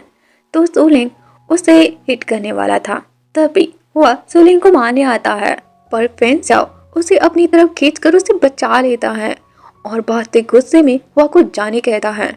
सुनकर हुआ भी गुस्से में चला जाता है और यहाँ पर पता चलता है कि फेंसियाओ सच में सुलिंग से प्यार करने लगा है। सुलिंग उसे एक कार्ड देकर कहता है, इसमें वो पैसे हैं जो तुमने मेरे भाई को दिए थे। कहते हुए वह उसका नेकलेस निकाल कर फेंक देता है और भी कहते हुए चला जाता है कि तुम्हारी जगह सिर्फ और सिर्फ नर्क में है। फेंसियाओ खुद से कहता है, मुझे नर्क नहीं जाना है क्योंकि तुम वहाँ नहीं होंगे, मैं वहीं रहूंगा जहाँ पर तुम होंगे। तो तुम मुझसे जितना चाहो दूर भाग लो, लेकिन मैं तुम्हें ढूंढ ही लूंगा। सुलिंग के जाने के बाद वह बिल्कुल अकेला हो जाता है। उसे एहसास होता है कि वो सुलिंग के बिना नहीं रह सकता, पर अब ये सब कहने के लिए बहुत देर हो चुकी थी। सुलिंग तो अब उसकी दुनिया से जा चुका था और उसके जाने से वो इतना ज्यादा ट्रॉमाटाइज हो जाता है कि उसका पास्ट उसे हिट करने लगता है। जहाँ सुनामी को देखकर उसके भाई और डैड उसको और उसकी मॉम को मरने के लिए छोड़कर चले गए थे और सुलिंग को भी खुद से दूर जाते हुए देखकर वह अब खुद को मारने की कोशिश करता है। पर तभी उसके पास साइंटिस्ट का कॉल आ जाता है।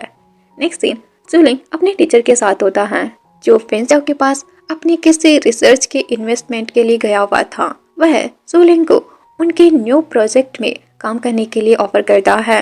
फेंसियाओ से दूर रहने और फिलहाल अभी उसके पास कोई काम और घर भी नहीं था, इसीलिए वह काम के लिए मान जाता है। लेकिन उसे बाद में पता चलता है कि उनका इन्वेस्टर तो फेंसियाओ ही है। यह देखकर तो वह कोमा में ही चला जाता है। वहीं सुलिंग को देखकर फेंसियाओ तो काफी खुश होता है और मीटिंग के वक्त भी वह बस उसी को ही निहारा होता है। सुलिंग को काफी ज्यादा अनकंफर्टेबल फील होता है, तो फिर वह उसका पीछा करने के लिए उसे बहुत सुनाता है और उसे बहुत दूर जाने कहता है। फेंसियाओ काफी ज्यादा डर जाता है कि सुलिंग को वह खो देगा, इसीलिए वह उसे ब्लैकमेल करता है कि अगर वो गया तो फिर वह उनके टीचर के रिसर्च में इन्वेस्ट करना बंद कर देगा। सुलिंग यह सुनकर काफी शौक होता है क्योंकि उसे कभी नहीं लगा था कि उसकी वजह से ऐसा कुछ भी हो सकता है, इसीलिए वो प्रोजेक्ट में काम करने के लिए मान ही जाता है। लेकिन रात को जब वह घर आता है तब उसे अपने पूरे घर में कैमरास नजर आते हैं, जिससे वह समझ जाता है कि ये सब फेंसियाओ का ही काम है। तो फिर वह उसे और भी ज्यादा जलाने के लिए एक लड़के को हायर करता है और उसके साथ रोमांस करने लगता है।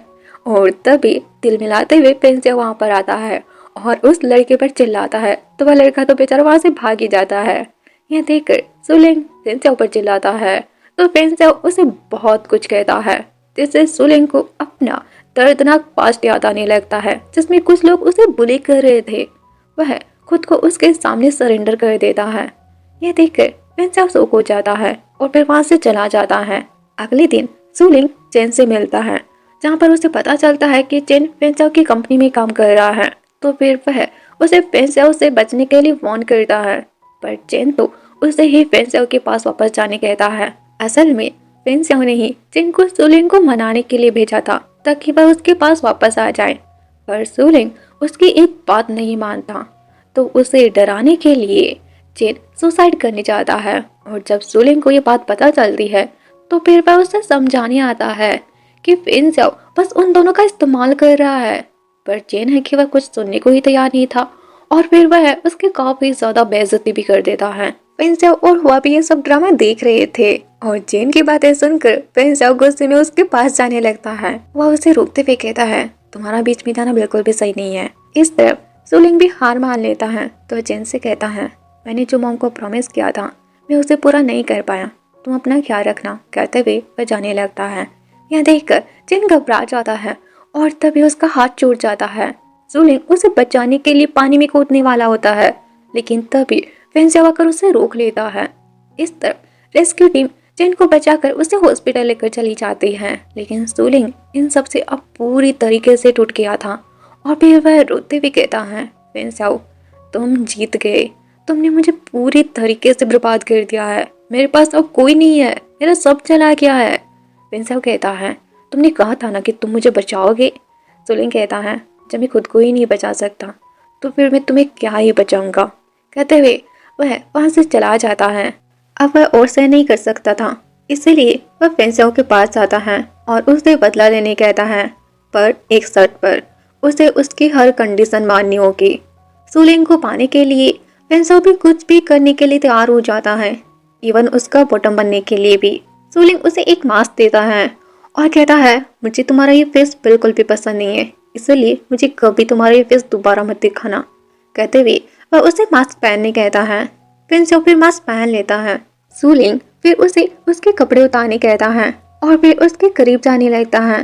तभी उसे उनका फर्स्ट टाइम याद आ जाता है जब फेंसियाओ बॉटम बनने से काफी अनकंफर्टेबल था और वह अब भी था। यह देखकर सुलिंग उसे छोड़कर जाने लगता है। यह देखकर फेंसियाओ उसे फोर्सफुली किस करने लगता है। सुलिंग उसे अब वापस मिल तो गया था पर वह खुश नहीं था। वो साथ में थे पर उनके बीच अब वो प्यार नहीं था। रात को फेंसियाओ सुलिंग के साथ इंटीमेट होता है और सब खत्म होने के बाद सुलिंग जब उठकर जाने लगता है तो फेंसियाओ उसे नहीं जाने देता, लेकिन फिर वह देखता है कि सुलिंग तो दूसरे कमरे में आकर सो गया है, तो यह देखकर वह उसके पास जाकर सो जाता है। सुलिंग अब एक नई कंपनी में काम करने लगा था जहाँ के बॉस सिंह को वो काफी पसंद आ गया था, तो वह उसे उसके साथ रिलेशनशिप में आने कहता है ताकि दोनों मिलकर फेंसियाओ को सबक सिखा सके, पर सुलिंग साफ मना कर देता है। फेंसियाओ उसे उसके साथ काम करने कहता है पर सुलिंग कुछ नहीं कहता। नेक्स्ट सीन वो दोनों साथ में होते हैं। तभी फेंसियाओ को कंपनी से कॉल करके बताया जाता है कि उनका सर्विस हैक हो गया है। यह सुनकर फेंसियाओ जब ऑफिस जाता है तो उसका सौतेला भाई उसका कान भरता है कि ये सब सुलिंग ने किया होगा, पर फेंसियाओ उसकी कोई बात नहीं सुनता। तभी सियाओ वहाँ पर आता है और उसकी बातों से उसका शक यकीन में बदल जाता है कि ये सब सियाओ ने किया है, तो फिर वह उसे वार्न करता है कि वह उसकी कंपनी और सुलिंग से दूर रहे।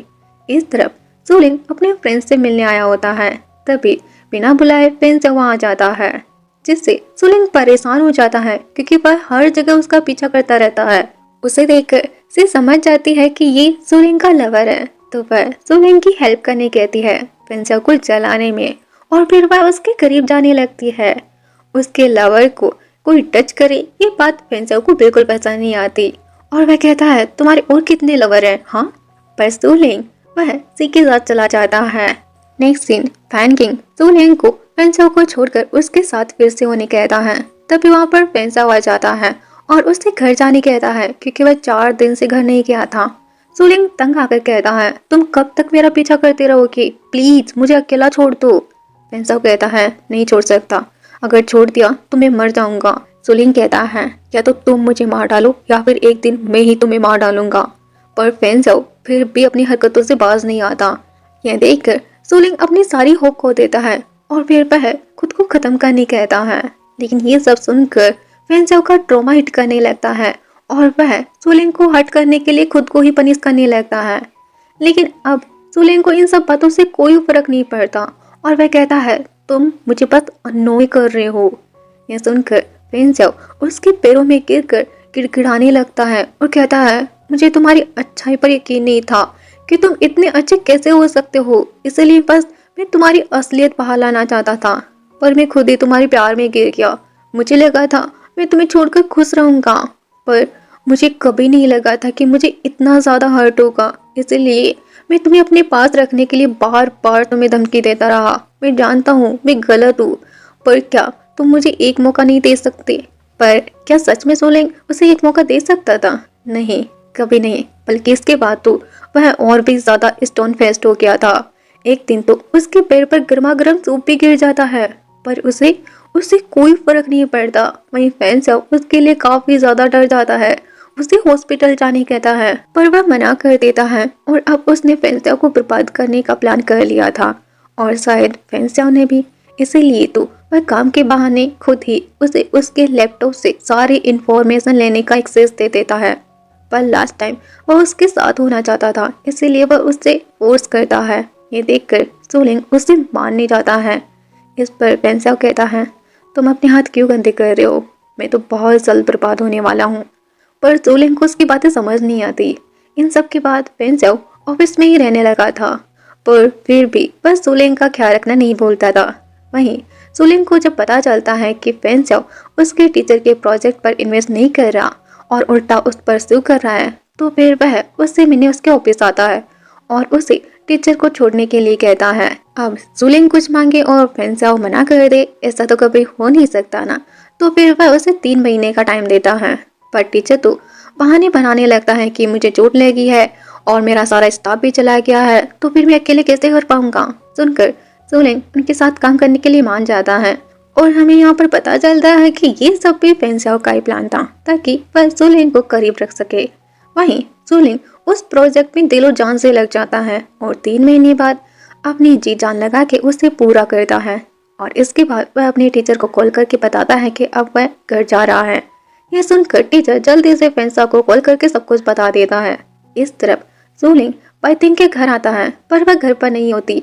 तब उसे उसकी एक फ्रेंड से पता चलता है कि जब उसे किसी फैंसाओ नाम के बंदे का कॉल आया था, तब से ही वह गायब है। यह सुनकर सोलिंग काफी ज्यादा गुस्साए जाता है और फिर वह फैंसाओ के घर आता है। 3 महीने बाद सोलिंग को देखकर फैंसाओ काफी खुश होता है। उसे लगा था कि वह उसके पास वापस आ गया है, पर सोलिंग उसे सीधे कहता है कि अब जब तुम्हारे पास मुझे धमकी देने के लिए कुछ नहीं बचा, तो तुम बाइटिंग का सहारा ले रहे हो। हाँ, फैंसाओ को जब ये रियलाइज होता है कि सोलिंग उसके लिए नहीं बल्कि बाइटिंग के लिए आया है, तो फिर उसका ट्रॉमा हिट करने लगता है। लेकिन सोलिंग की बातें सुनकर कि वह उसके बिना बहुत खुश है, वह गुस्साई जाता है और भी कहता है, मार दिया है मैंने, वो हमारे बीच आ रही थी। यह सुनकर सोलिंग गुस्से में उसका गला पकड़ लेता है और उसे एविडेंस दिखाते हुए कहता है, अगर मुझे बाइटिंग के बारे में नहीं बताया तो फिर मैं ये इन्फॉर्मेशन मीडिया और पुलिस को दे दूंगा। फैंसाओ को सोलिंग की बातों पर यकीन नहीं होता, तो वह कहता है, क्या सच में तुम ये कर पाओगी? यह सुनकर सोलिंग रोने लगता है, क्योंकि वह चाहे कितना भी कर ले, पर वह सच में फैंसाओ से प्यार करता है, तो चाह कर भी उसे जेल नहीं भेज सकता। फैंसाओ को भी ये समझ आ रहा था, तो वह पहले तो उसे जबरदस्ती किस करता है और फिर अपने हाथों से ही वो मैसेज सेंड कर देता है। और फिर सोलिंग से कहता है, अब तुम आज़ाद हो, तुम जहाँ जाना चाहो जा सकते हो, अब मैं तुम्हारे पीछे कभी नहीं आऊँगा। नेक्स्ट सीन देखते हैं, सोलिंग थाईलैंड छोड़कर वापस चाइना आ जाता है और उसे न्यूज़ से पता चलता है कि फैंसाओ को पुलिस ने पकड़ लिया है। वह फिर से अपनी नॉर्मल लाइफ में आने की कोशिश कर रहा होता है और फैंसाओ को मिस भी करता है। नेक्स्ट दिन वह हॉस्पिटल में एक लेडी से मिलने जाता है और ये वही लेडी होती है जिसके बच्चे को उसने और फैंसाओ ने मिलकर बचाया था। वह बताती है कि वो मरने वाली है, इसलिए वो चाहती है कि वह उसके बच्चे त्यान त्यान का ख्याल रखे, क्योंकि वह नहीं चाहती कि त्यान त्यान ऑर्फनेज में जाए। हुआ ये सब देखने के बाद फैंसाओ को कॉल करता है और बताता है कि मैंने तुम्हारा काम कर दिया है। और हमें यहाँ पर पता चलता है कि फैंसाओ ने सोलिंग को उस लेडी के पास भेजा था। वह पूछता है, क्या सच में सोलिंग त्यान त्यान को अडॉप्ट करेगा? फैंसाओ कहता है, त्यान त्यान को हम दोनों ने मिलकर बचाया था और अगर वह नहीं करेगा तो मैं उससे अडॉप्ट कर लूंगा। यह सुनकर वह को बिल्कुल भी यकीन नहीं होता कि फैंसाओ इतना बदल गया है। और फिर हम देखते हैं सोलिंग सच में त्यान त्यान को अडॉप्ट करने के लिए मान जाता है। न्यू ईयर का दिन था, पर सोलिंग वह बिल्कुल अकेला था। फिर वह खुद के साथ ही खुश रहने का फैसला करके एक रेस्ट हो जाता है, जहाँ उसकी मुलाकात बाइटिंग से होती है। बाइटिंग उसे बताती है कि वो एक प्रॉब्लम में फंस गई थी और तब फैंसाओ ने ही उसकी हेल्प की थी। यह सुनकर सोलिंग को काफी बुरा लगता है कि उसने फैंसाओ को गलत समझा था। नेक्स्ट दिन हम देखते हैं सोलिंग अब त्यान त्यान के साथ रहने लगा था। वो उसका बहुत अच्छे से ख्याल रखता था। त्यान त्यान के आने से उसको जीने की एक नई खुशी मिल जाती है। पर कहते हैं ना, फर्स्ट कभी भी हमारा पीछा नहीं छोड़ता। और एक दिन ऐसे ही मेडिकल स्टोर में उसकी मुलाकात फेंसेओ से होती है। दोनों ही एक दूसरे को देखकर काफ़ी इमोशनल हो जाते हैं, पर सूलिंग खुद को संभालता है और वहाँ से चला जाता है। अगले दिन सूलिंग त्यान त्यान को स्कूल ले जा रहा था। घर से बाहर निकलते ही वह देखता है कि घर के आगे पानी भर गया है, पर किसी ने पत्थर के जरिए रास्ता बना दिया है। तभी वह दो कपल की बातें सुनता है कि एक लड़का ये रास्ता बनाकर गया है। यह सुनकर वह समझ जाता है कि ये सब फेंसेओ ने किया है। नेक्स्ट दिन सूलिंग अपने दोस्तों के साथ लंच पर आया होता है, जहाँ एक कपल को देखकर उसे फेंसेओ की याद आती है। और तभी वह फेंसेओ को देखता है जो उसे रेस्टोरेंट में वेटर का जोक कर रहा था। उन दोनों को देखकर उसकी दोस्त पूछती है, क्या तुम इसे जानते हो? सूलिंग बड़े ही कॉन्फिडेंटली कहता है, हाँ, ये मेरा अक्स है। इसके बाद वह उसे वॉशरूम में मिलता है और देखता है कि फेंसेओ अभी भी उसी सिगरेट को पीता है। तो वह पूछता है, फेंसेओ कहता है, मैंने इसे छोड़ने की कोशिश की, पर इसे पीने से मुझे तुम्हारी याद आती है और मैं इसे नहीं छोड़ पाया। और भी कहता है अब वह उसे और त्यान त्यान को कभी परेशान नहीं करेगा। सूलिंग कहता है, तुमने जो कहा है उसी पर रहना। रात को हम देखते हैं सूलिंग की तबीयत काफ़ी ख़राब हो जाती है। घर में मेडिसिन नहीं थी, इसलिए वह लेने के लिए बाहर जाने लगता है। तभी घर के बाहर उसे फेंसेओ मिलता है। सूलिंग को लगा फेंसेओ फिर से उसका पीछा कर रहा है। फेंसेओ बताता है कि वो तो हर रोज अपना काम करने के बाद उससे मिलने आता है और उसके सोने तक वेट करता है। यह सुनकर सूलिंग काफी शौक हो जाता है, लेकिन उसकी तबीयत और भी ज्यादा खराब हो जाती है। तो फेंसेओ उसे कैरी करके हॉस्पिटल लेकर जाने लगता है, लेकिन त्यान त्यान घर में अकेला था, तो फिर वह उसके लिए मेडिसिन घर पर ही लेकर आता है और उसका ध्यान भी रखता है।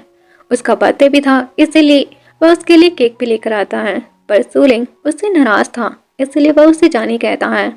तो फिर वह बिना बहस किए ये कहकर चला जाता है कि अगर वह एक कॉल करेगा तो उसके पास हाजिर हो जाएगा।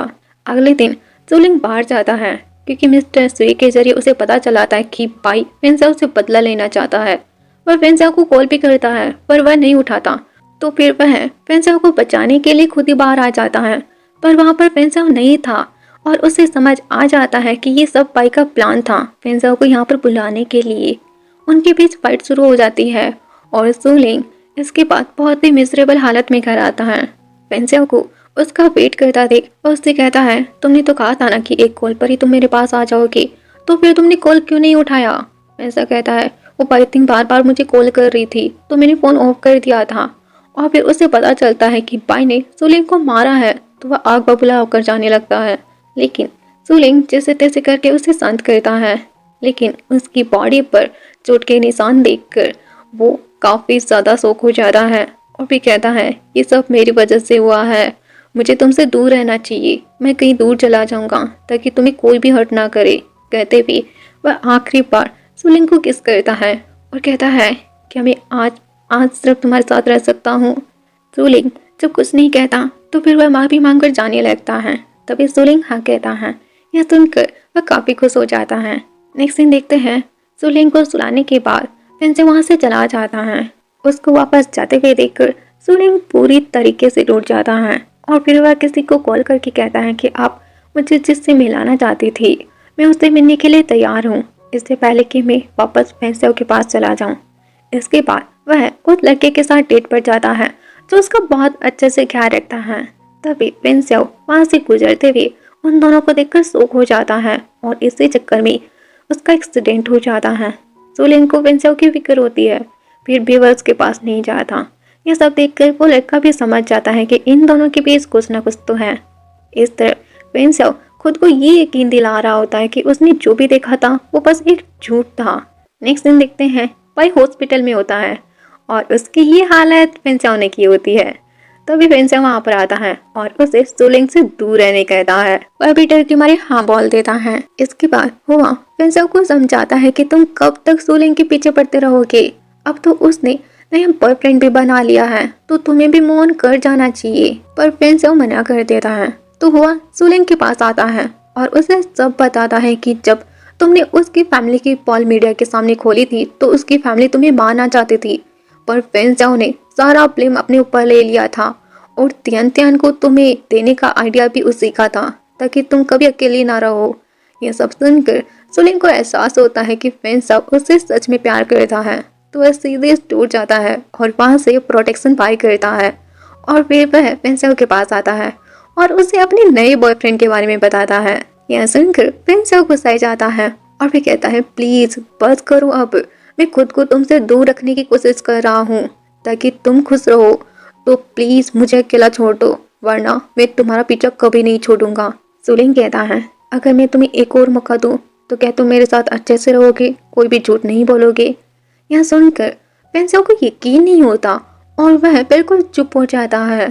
सुलिंग कहता है, क्या हुआ, तुम नहीं कर पाओगे?